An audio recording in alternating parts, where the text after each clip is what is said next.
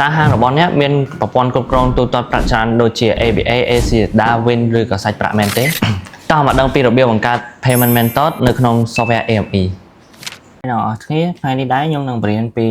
payment method អញ្ចឹង payment method យើងមានតែ cash និង AMA ឥឡូវខ្ញុំចង់បង្កើតមួយទៀតគឺ Win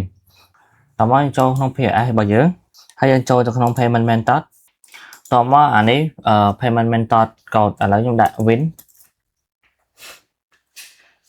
អានេះខ្ញុំដាក់ Win ដែរប៉ុន្តែដាក់វាជាលុយខ្មែរ KR បន្ទាប់មក type នេះខ្ញុំដាក់ non cash លុយQR ខ្មែរមានន័យថា non cash ហ្នឹងមានន័យថាលុយក្នុងធនាគារអញ្ចឹងណាហ្នឹងហើយ currency ខ្ញុំដាក់វាជាលុយខ្មែរដែរបន្ទាប់មក soft order អញ្ចឹង soft order ហ្នឹងយើងដាក់លេខ3បន្ទាប់មកយើង sell វាមកអូខេអញ្ចឹងយើង sell បានហើយយើងដាក់រូបចា attachment រូបវាចូលមក Win អូខេ upload item successfully ហើយយើងបិទអានេះចោល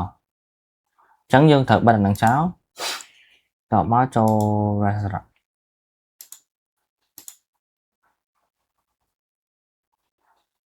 ចូលកន្លែង Tinder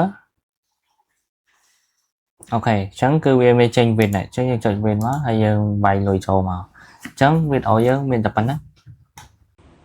Skybar ជួយឲ្យអាជីវកម្មកាន់តែទំនើបនិងមានលក់ POS software និង hardware គ្រប់ប្រភេទ